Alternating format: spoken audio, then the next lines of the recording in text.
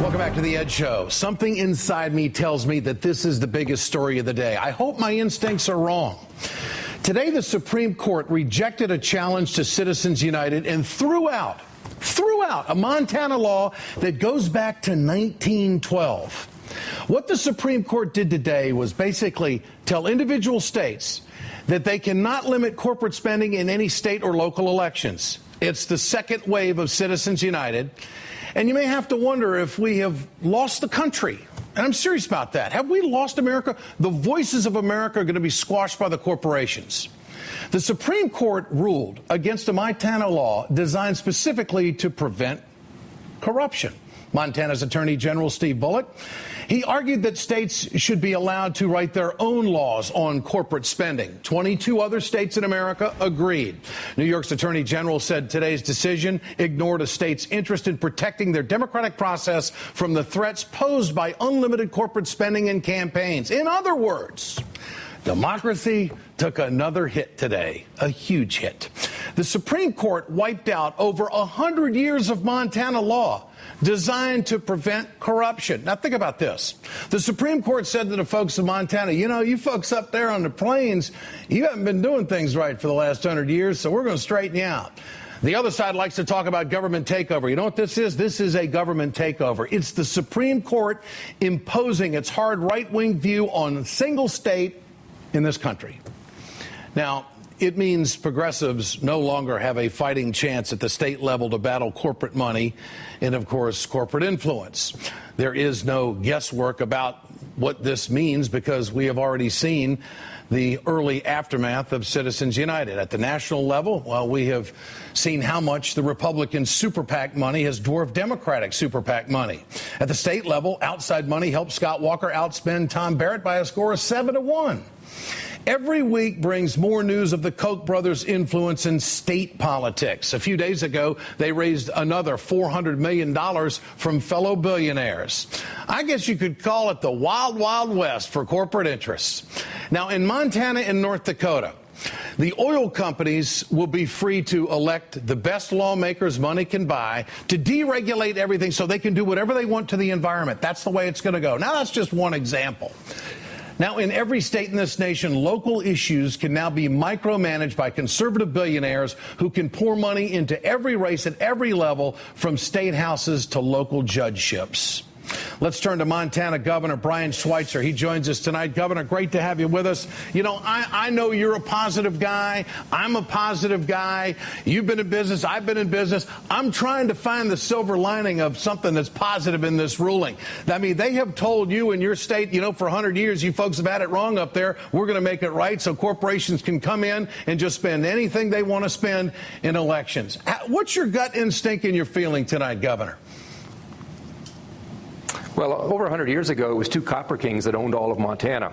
They were the two richest people on the planet. They were both gazillionaires, and they owned all of the politics in Montana. They owned every one of the legislators. In fact, when we first sent the United States Senator to Washington, D.C., he bribed his way in, and they wouldn't even seat him. We were so corrupt. So it wasn't the Montana legislature that passed this law. It was the Montana citizens who stood up 100 years ago, passed a referendum, and said, we will not allow the moneyed interest and the international corporations to own Montana anymore. And so we ran 100 years of clean elections. And now the Supreme Court, back there in Washington, D.C., they think they know better for us in Montana. They tell us that now we have to accept dirty, secret, corporate, and even foreign money pouring into Montana, taking over our everything from the courthouse all the way to the state house. And I'll promise you this, until we get this reversed, the corporate interests, and they will be foreign corporate interests as well, they're going to own everything from the White House to the courthouse. That's what's in store for us. Does this ruling leave you with any options that are positive? I mean, look, I know that part of the country, you go to a potluck fundraiser, $100 is a hell of a gift in rural America, not just in Montana. And I mean, now this money is going to be pouring in. They're going to be able to cash whip judges, going to be able to cash whip elections and legislatures. They're going to be able to get the kind of laws they want so they can run roughshod over the people. If I'm wrong, Governor, please tell me. You're not wrong. You're absolutely right. You know, for 100 years, we've had very low limits. A citizen legislator could be elected, and the maximum contribution they could take from an individual was $160. They couldn't take any corporate money. We elected our legislators for between $2,000 and $5,000.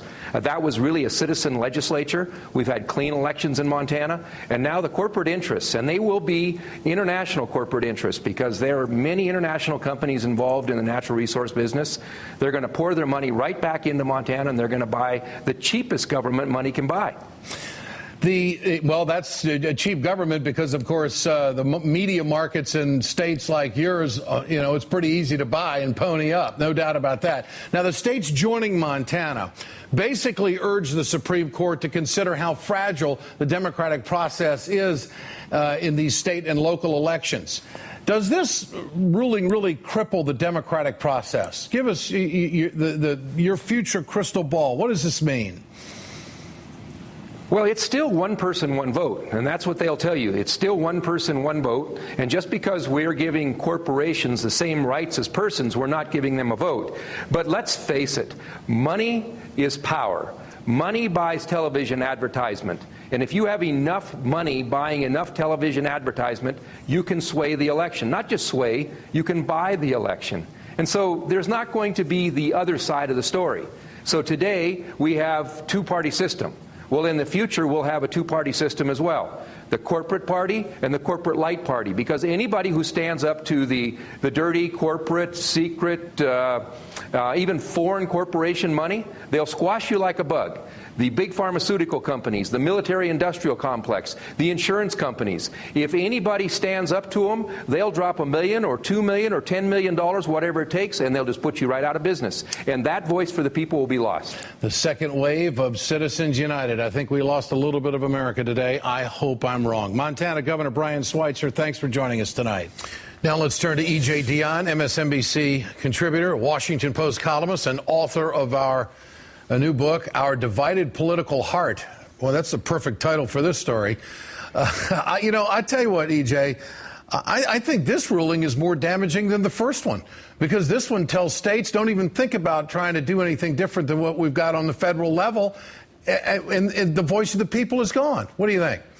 No, I think it's very dangerous. I was hoping, as Justices Breyer and Ginsburg were, that they might use this to put some limits on Citizens United, or at least give states some rights.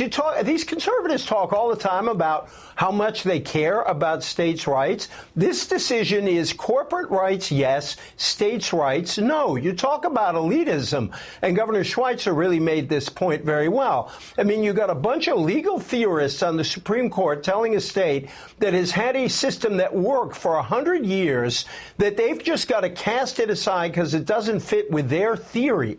I mean, that's a terrible idea, and it's totally against conservative principles. Conservatives are supposed to rely on practical local experience. Yeah. This is a radical court doing a radical thing. Radical court, for sure. Here's the White House statement. Citizens United was wrong when it was decided, and as two Supreme Court justices have observed since, independent expenditures by corporations are threatening the health of our democracy. Unfortunately, the court today missed an opportunity to correct that mistake. This is kind of a wake-up call to America. If we as a people believe that all voices should be heard in a fair debate, then we should stand up and do something about this. The Obama administration is positioned in history to make a difference. Either the country gets it or it doesn't. Your thoughts? Yeah, I think they should make a big deal of this. And I think in this election, people who have all this corporate money spent against them should make it a central issue in the campaign and say, don't believe all that stuff. The fact that they are spending that money against me should make you want to vote for me. Paul Wellstone, the great late senator from Minnesota, was vastly outspent in his campaigns, and he made some very funny and gripping ads about the fact that he had to talk faster than everybody everybody else because he didn't have all that money. Governor Schweitzer made an important point also that maybe gives some opening in the future. He kept talking about how international money might come into his state and elsewhere. There are laws against foreign contributions to American campaigns. I think Congress, people should push, as Senator Schumer, Congressman Van Hollen have, to bar foreign corporations foreign-owned corporations from making contributions. That might help us begin to get a handle on what is a really dangerous situation for the country. I'd like to see what Republicans would get behind that. E.J. Dionne, great to have you with us tonight. Thanks so much. Good to be with you. You bet. So much more coming up in the next half hour of The Ed Show. Stay tuned. I have absolutely nothing to deal with. I really don't. Supreme Court Justice Antonin Scalia goes off the rails criticizing the president. The big panel on the Fox and Friends justice next. Darrell Issa lets the truth slip about his fast and furious witch hunt. Do you have any evidence that White House officials were involved in these decisions, that they knowingly misled Congress and are involved in a cover-up? No, we don't. And find out why Republicans are breaking with Michelle Bachmann on health care. Obamacare, as we know, is the crown jewel of socialism. It is socialized medicine. Former insurance executive Wendell Potter joins me for that story later. This is it for freedom.